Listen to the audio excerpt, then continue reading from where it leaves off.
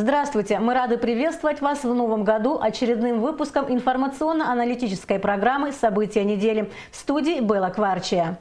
Основная тема нашей сегодняшней передачи – деятельность важнейших туристических объектов нашей страны, в частности, Рицинского реликтового национального парка. О том, как сегодня там идут дела, нам расскажет гость нашей студии, которого мы представим вам чуть позднее. А теперь о том, что произошло за время праздничных и после праздничных дней.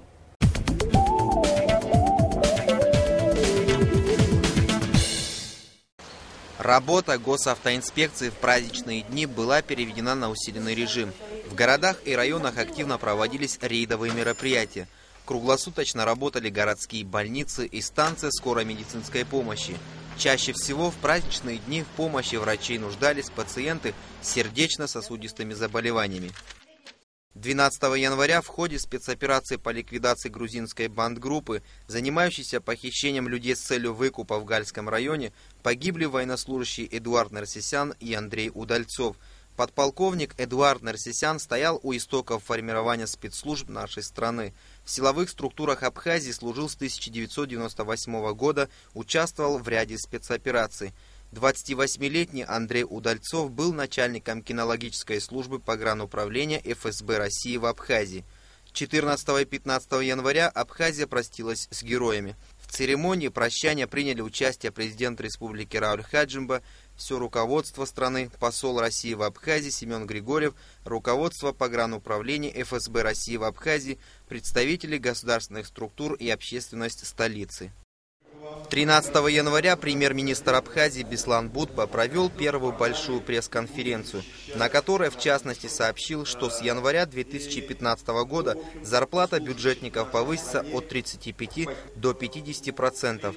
Беслан Будба также проинформировал журналистов о результатах поездки официальной делегации Абхазии в ДНР и об итогах визита в Иорданию.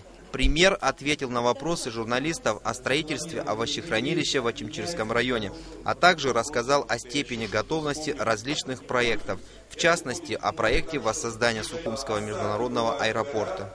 Миллиард идет на обустройство аэропорта. Это взлетная полоса, оборудование и так далее. Но для того, чтобы построить всю остальную инфраструктуру, этого миллиарда, конечно, не хватит. И мы привлекаем именно российских предпринимателей для того, чтобы этот проект состоялся, чтобы они могли построить остальную инфраструктуру. Это вокзал, аэровокзал, это гостиницы, это транспорт там и так далее. Такая компания есть. В ночь с 13 на 14 января в Абхазии традиционно отмечали праздник Ажирнефа – День сотворения мира, обновления, совпадающий по календарю с Новым годом по старому стилю. Ажирнефа входит в число государственных праздников и считается нерабочим днем. В этот день традиционно проводится жертвоприношение и проходит ритуал обрядового моления. Старейшина рода обращается к Богу, к Всевышнему. Он просит для своей семьи, для своего народа мира, благоденствия, спокойного, мирного времени. Вместе с тем обещает, что он, как глава рода, берет ответственность за свою семью и обещает не гневить Бога. 12 абхазских семей репатриантов из Сирии, Турции, Черкесска и Батума получили ключи от новых квартир. Церемония вручения состоялась 15 января в Госкомитете по репатриации. Репатрианты будут жить в жилом комплексе села Мачара Гулрыбского района. Им предоставлены квартиры со всеми удобствами в доме, построенном на государственные средства. В сфере энергетики будут проведены реформы, а цены за употребляемую электроэнергию в ближайшее время не вырастут. Об этом сообщил директор Черноморэнерго Аслан Басаря 15 декабря на пресс-конференции в Арсмира. На восстановление энергетической отрасли необходимы большие финансовые средства, заявил Аслан Басаря. По его мнению, первоочередная задача – строительство и введение в эксплуатацию новых объектов. Так, для капитального ремонта электростанций, которым почти 60 лет, потребуется не менее 4-5 месяцев. В критическом состоянии 80% объектов, требующих срочного ремонта. Наступивший 2015 год объявлен годом Владислава Ардзинба, первого президента Абхазии. Такое решение было принято 16 декабря в ходе первого рабочего заседания правительственной комиссии по организации мероприятий к 70-летию политика, видного ученого-востоковеда Владислава Ардзинба. Рабочее совещание провел вице-президент Виталий Габня, который, обратившись к членам комиссии, отметил важность даты, а значит высокий уровень организации мероприятий. В состав комиссии вошли члены правительства, министры, ученые, общественные деятели. В ходе совещания список членов комиссии был дополнен. План проведения мероприятий представил советник президента Владимир Зонтарь.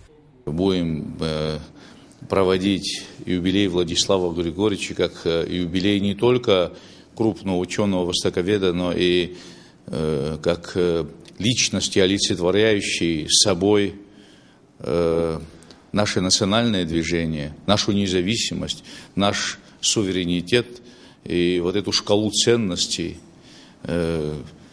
которая легла в основу нашего государства. 16 декабря президент Рауль Хаджимба провел заседание Совбеза, посвященное криминогенной ситуации в стране. Он поставил ряд задач перед правоохранительными структурами страны. Так, на Генпрокуратуру Абхазии возложена обязанность скоординировать работу всех правоохранительных органов, направленную на борьбу с преступностью. Кроме того, до 30 января Генпрокуратура должна представить план конкретных мероприятий с указанием сроков исполнения и фамилий руководителей. На МВД возложена обязанность усилить работу в отношении деятельности преступных элементов и так называемых воров в законе. Совбезу республики поставлена задача в ближайшее время разработать в тесном взаимодействии с парламентом законодательную базу для создания особого контролирующего органа. Он будет призван следить за тем, как расходуются бюджетные средства.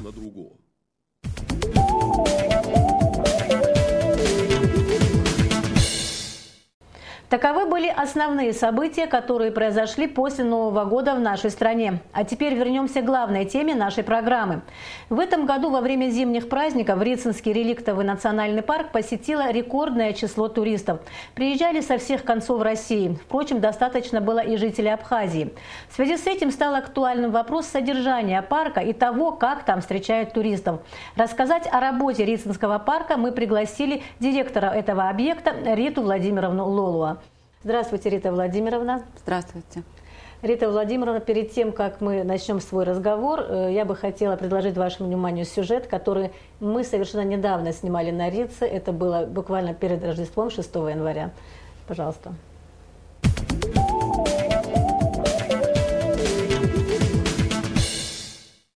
В период новогодних праздников на Рице побывало очень много туристов. По словам начальника КПП, такой зимы, в смысле наплыва отдыхающих, как в этом году, Абхазия давно не видела.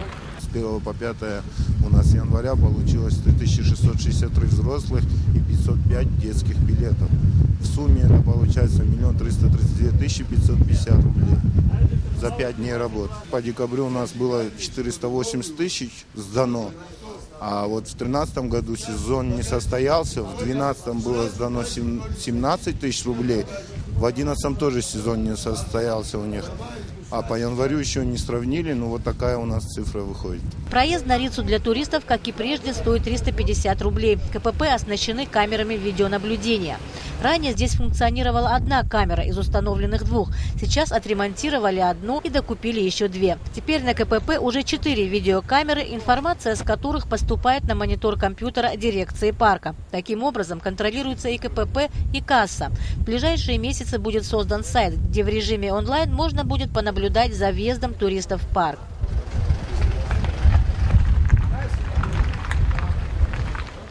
Сегодня сотрудники Рицинского реликтового национального парка работают круглый год. Раньше зимой они уходили в бессрочный отпуск. С этого года участки национального парка патрулируют по 3 человека. Они не просто обеспечивают безопасность посетителей, но и пресекают незаконную охоту и вырубку деревьев. Таких злостных нарушителей нет, конечно. Но бывает, просто предупреждаем уже людей, что уже пора прекращать все то, что было раньше. Сейчас уже, я думаю, что, как говорится, нашему будущему, чтобы что-то осталось. Вот и все. Тут лавиноопасно, бывает, дороги, камнепады бывают. Вот это стоим, не полноприводных машин сюда не пускаем, ну как и обычно. И летом бывает такое. Сотрудникам парка пришлось работать в напряженном режиме из-за снега, чего стоила одна только расчистка дороги. Единственный и постоянно ломающийся старенький трактор с трудом справлялся с объемами снега, который выпал на Рице. С техникой проблема, но я думаю, мы с руководством это обсуждали, и к следующему году мы снегоуборочную машину обязательно приобретем. Будем строить лесничьи дома, будут круглосуточно нести службу лесники, благоустраивать будем наш национальный парк. У дирекции парка много планов. Уже в этом году на Рицу привезут саженцы для закладки питомника, чтобы выращивать ели. В зимний период на Рице начинают разводить форель. С этой целью здесь закупили около 1500 мальков, чтобы выпустить их в озеро. Адаптацию сейчас они пройдут здесь на речке, а потом скатятся в озеро. И будут жить в озере. Ну, еще раз говорю, в надежде, что они не скатятся на море. Ну, у них это по природе создано все. Ну, так высоко мы их забрали. Надеюсь, что здесь останутся. Но ее родина у нас в Абхазии. Кто, который здесь родился, он сюда всегда зайдет икру метать. Это как мы абхазы. Окрестности Рицы – зрелище, впечатляющее в любое время года. Жемчужина Абхазии в эти дни засияла новыми гранями. Но не менее значимы и другие достопримечательности страны. К примеру, знаменитая Новоафонская пещера. За 10 дней 2015 года ее посетили около 9000 человек. Объем оказанных платных услуг составил у Новоафонской пещеры 4 356 700 рублей за 10 дней. Это очень даже существенно, нормально для посещения Новоафонской пещеры. В прошлом году Новоафонскую пещеру посетило за 10 дней 2076 человек. И объем оказанных платных услуг составлял 800 тысяч рублей. Эти цифры говорят сами за себя. Что повлияло на показатели в 2015 году, а именно в период новогодних праздников, можно только догадываться. Возможно, дело в кризисе, который вынуждает россиян ездить на свои курорты. А тут и до Абхазии рукой подать. Но нельзя исключать и фактор контроля. Может, он просто стал строже?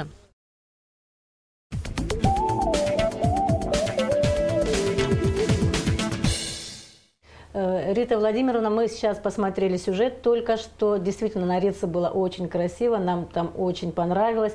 Было действительно очень много туристов. И в связи с этим хотелось бы спросить, готов ли был парк и сотрудники парка к встрече такого количества гостей?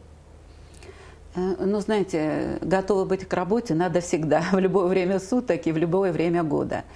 Конечно, я понимала, что в условиях кризиса, в условиях после того, когда Сочинская Олимпиада была, ну, так интересно представлена, очень большой наплыв был отдыхающих в Сочи. И чтобы побывать в Сочи и не побывать в Абхазии, конечно, это невозможно. Абхазия всегда была привлекательна. Я понимала, что будет большой наплыв, особенно в Рицинский реликтовый парк. Поэтому буквально на второй день после своего назначения я проехалась по всему парку. Такие слабые места, на мой взгляд, я обозначила, собрала весь коллектив. Во-первых, очень много работников я отозвала из отпуска без содержания. Это в первую очередь инспектора-лесники, коммунальные службы. Наладила как-то работу на контрольно-пропускном пункте. И вот в людском плане мы, конечно, были готовы. К большому сожалению, у нас нет техники. И вот в техническом плане нам было сложно, потому что пошел небольшой снег. Надо было чистить дорогу, а снегоуборочных машин не было. Но мы привлекали работников, сотрудников милиции, привлекали многих других сотрудников, задействовали трактора других организаций и как-то старались, чтобы был тот наплыв людей, который побывал на Рице, чтобы их пребывание на Рице было красивым и безопасным. Да, действительно, там много говорили о том, что не хватает техники, что трудно убирать снег. Скажите, а действительно в этом году было много осадков? Вот, чрезвычайно много сравнительно с другими годами? Ну, что касается декабря месяца, в принципе, такого большого снегопада не было. И у нас так, после 9-10 такой пошел снег, конечно, причем он так было одно покрытие, потом второе, потом тяжелый снег, третье покрытие. Мы вот с 9 числа, буквально на дней 5, мы, конечно, закрыли наглухо дорогу на Рицу, но сейчас вот пошло потепление, вот работает техника, стараемся как-то под бдительным наблюдением наших инспекторов-охранников, мы стараемся не пропускать машину, но в основном это полноприводные машины. Пассажирские автобусы и микроавтобусы мы не пропускаем, а вот именно вот такие джипы, полноприводные джипы мы разрешаем пропускать. Рита Владимировна, скажите, вот мы были в свое время, вот где-то в ноябре месяце, когда вас назначали, были на представлении. В тот момент коллектив вас встретил, мягко говоря, настороженно. И в связи с этим я бы хотела узнать, наладились ли отношения и наладилась ли вообще совместная работа? Как вы сказали, мягко было сказано, настороженно. Но что я могу сказать? Конечно, многие руководители, честно говоря, очень бурно реагировали. Что касается обычных работников, они, конечно, немножко были в страхе, я понимаю почему. Ну, им как-то внушали, что вот придет новая власть, всех там под гребенку, всех уволит, без разбору, всех уберет и все прочее. Их, конечно, они боялись, они все-таки работают, содержат своих семьи, я их прекрасно понимала. Вот. Потом, когда мы совместно все собрались, провели совещание, вообще-то на Рицинском реликтовом национальном парке заменен кадровый такой состав где-то процентов на 80. 2 человека, инспекторы лесного хозяйства, сами ушли, а в основном это касалось контрольно-пропускного пункта. Но вы сами понимаете, сколько нареканий было в адрес работы контрольно-пропускного пункта. Я, конечно, сама тоже это перепроверила. Те, кто хочет добросовестно работать, те, кто хочет не нарушать финансовую дисциплину, те, кто хочет, чтобы был порядок на Рице, они остались. Вот. А действительно работники контрольно-пропускного пункта практически на 80% были заменены. Что касается основных, мы теперь очень дружим. У нас есть кабинет, где мы каждое утро собираемся все вместе за чашкой кофе, обсуждаем моменты, рабочие моменты, намечаем планы на каждый день, говорим, что нам то или иное надо приобрести, чтобы как-то улучшить качество пребывания и безопасность пребывания отдыхающих на Рице. И обсуждаем совместные такие проекты, совместную работу, и очень довольно-таки неплохо работаем, и люди понимают, что пришли не монстры, пришли нормальные люди, которые хотят работать на благо нашей страны, на благо нашей республики. Спасибо. Следующий вопрос. Скажите, пожалуйста, вот вы около 2 месяцев всего возглавляете Рицинский реликтовый национальный парк, но все-таки что вы, когда пришли, ставили во главу угла? Какие первоочередные задачи были? Ну, первая задача, конечно, была навести порядок на контрольно-пропускном пункте. Это финансовый порядок. Вот, это в первую очередь. И я, честно говоря, очень много провела таких работ по выявлению фактов. И с работниками разговаривала, и экскурсоводами разговаривала, всеми теми, которые пребывали на Рице, разговаривала. Действительно убедилась, что все-таки финансовую дисциплину на Рице, на контрольно-пропускном нарушали все, от мала до велика. Вот, ну, коротко объяснить. Вот, во-первых, одни и те же билеты по 2-3 раза продавались. Это одно. Второе. Была договоренность между работниками на контрольно-пропускном пункте. Многие машины такие, они пропускали весь сезон бесплатно, в конце сезона они получали по 150 тысяч, по 200 тысяч.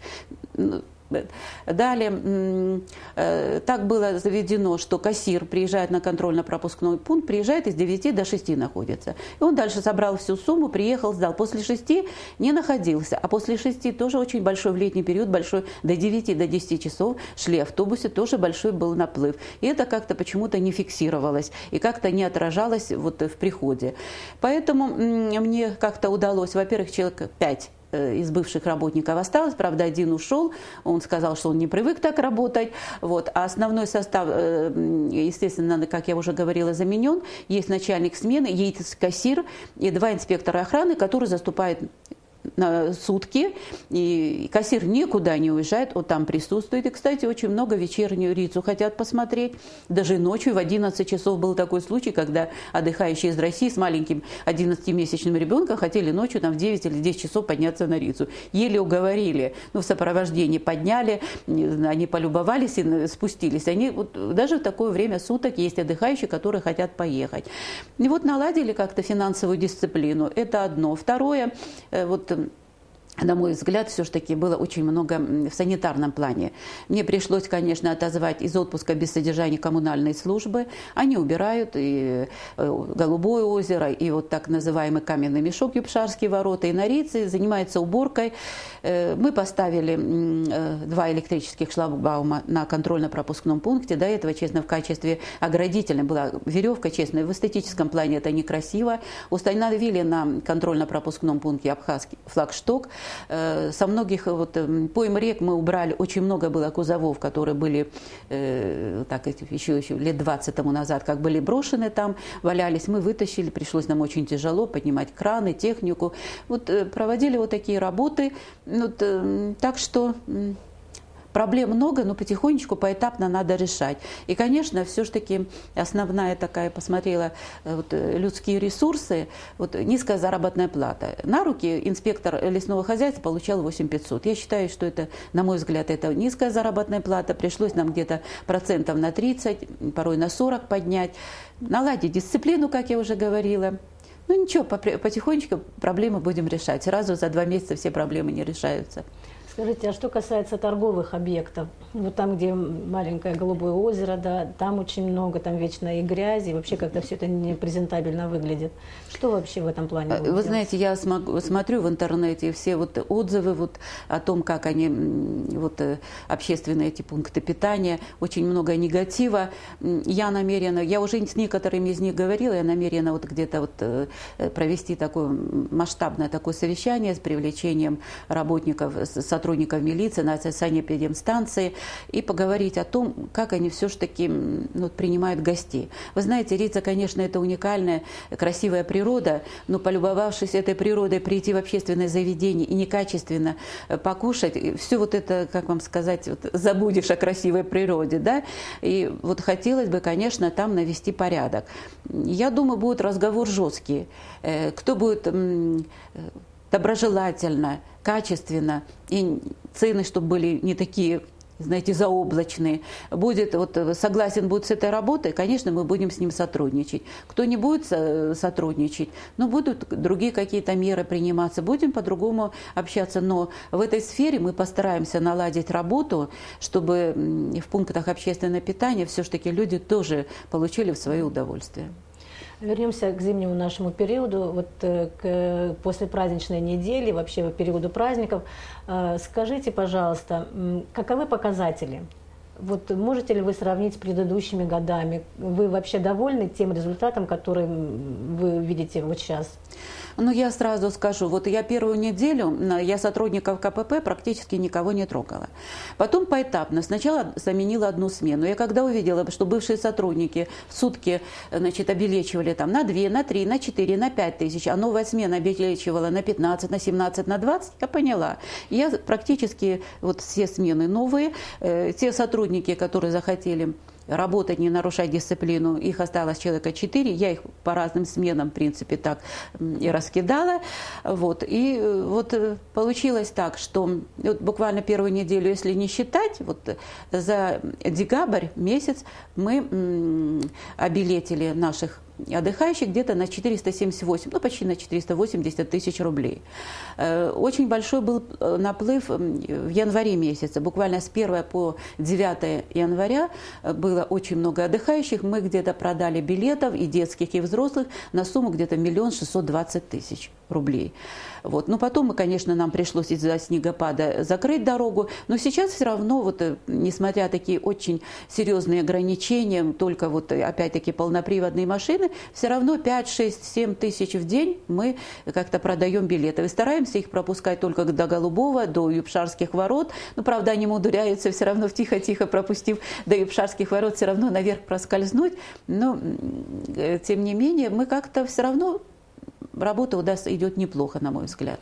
О глобальных ваших планах. Как будет развиваться дальше Рицинский национальный парк? Ну, что касается глобальных планов, за нас это подумало уже руководство, нам установили план по реализации билетов 120 миллионов рублей. Если до этого, вот 11, 12, там другие года, план на 10 миллионов повышался, там 30 миллионов, следующий год 40, потом 50, 60, то здесь нам установили план в 120 миллионов рублей. Я, честно говоря, обратилась к президенту и сказала, как-то немножко опасаюсь, как-то немножко боюсь. Он говорит, а кто тебе обещал, что легкая работа будет? Я никому вам не обещала легкой работы. Работать будут все. Естественно, что касается вот финансового плана, мы постараемся план выполнить.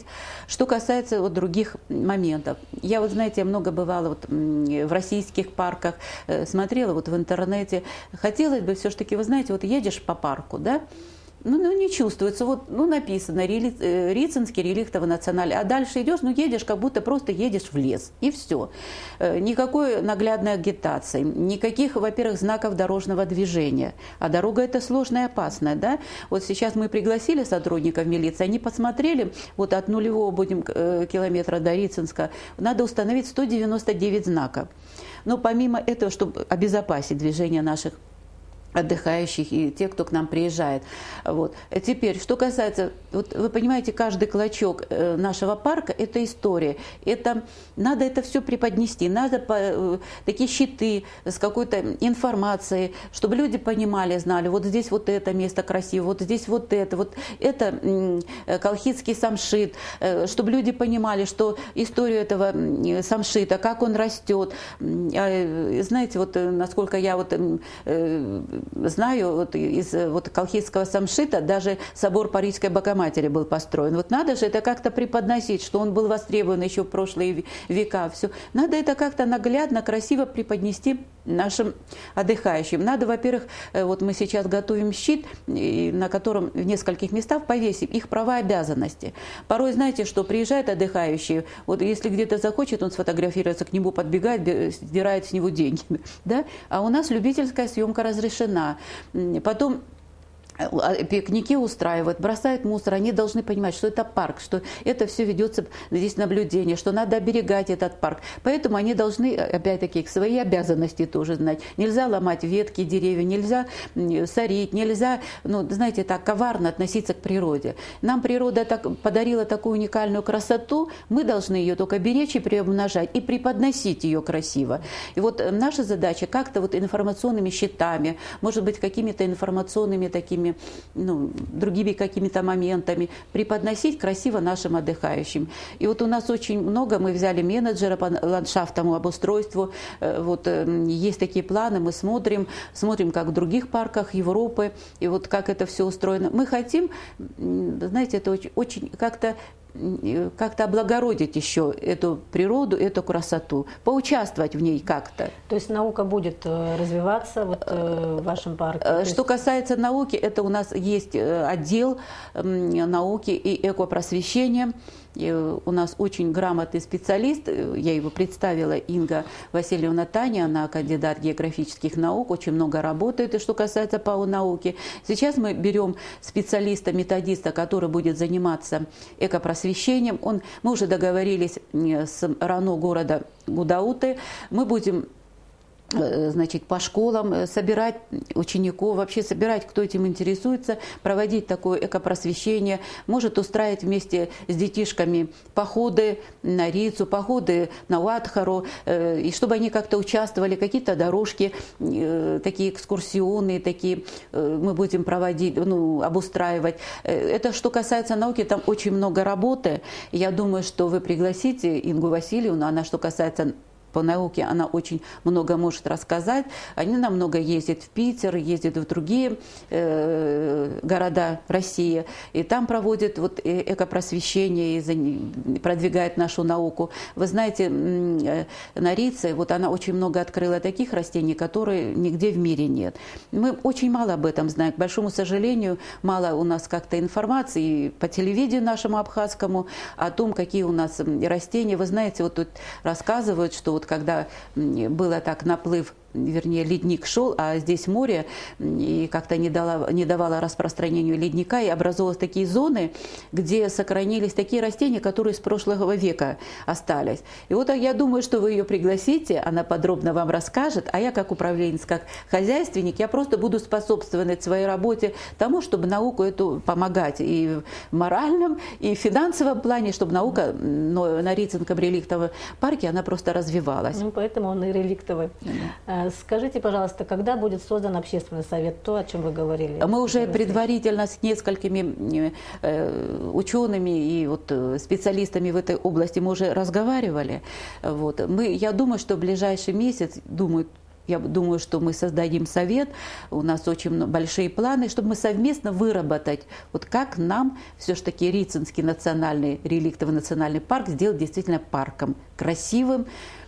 Я думаю, мы с этим общественным советом, когда мы какие-то планы, какие-то мероприятия мы наметим, мы поделимся с вами. Спасибо. Спасибо за беседу, спасибо, что пришли к нам в студию. Мы вам желаем всего доброго. До свидания. До свидания, всего доброго. Мы продолжаем наш выпуск. Сегодняшний день также был богат на события. В субботу, 17 января, общественность Абхазии простилась с Павлом Хаджаратовичем Адзенбо, скончавшимся после продолжительной болезни. 14 января на 76-м году жизни гражданская панихида проходила в доме учителя. Проститься с ученым пришли президент Рауль Хаджимба, премьер-министр Беслан Будба, члены правительства, депутаты парламента, вся творческая элита страны, студенты и учащиеся. Потоку людей не было конца. Каждый хотел проститься с ним лично. Павел Хаджаратович Адзенбо стоял у истоков формирования филологического факультета Абхазского государственного университета. Был активным общественным деятелем.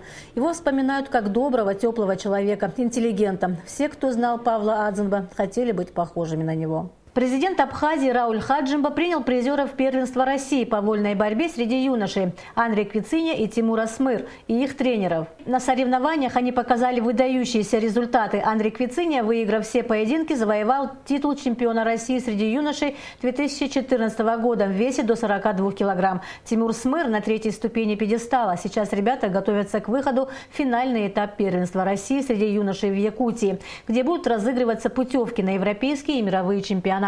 Когда есть такие, как вы, у которых есть определенные задатки выйти в качестве представителей Абхазии, в качестве завтрашних чемпионов, то это, наверное, просто должно радовать любого человека. Мы должны создавать все условия для того, чтобы вы поднимались бы на еще большие ступени пьедесталов.